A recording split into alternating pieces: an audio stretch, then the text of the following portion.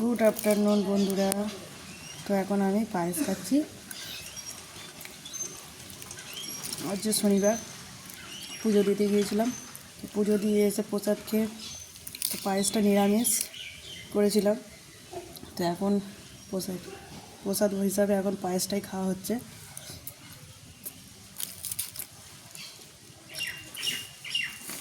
মেয়ে খাচ্ছে, মেজমার কাছে ভাত খাচ্ছে।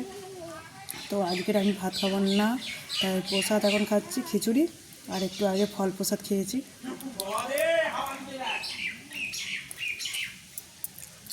আর এখানে একটু রোদ বেরিয়েছে, তাই একটু বসে আছি আর রোদ দেখে খাওয়া চলছে।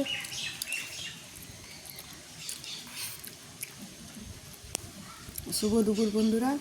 তো কে কে আজকের উপোস করেছে অবশ্যই জানিও।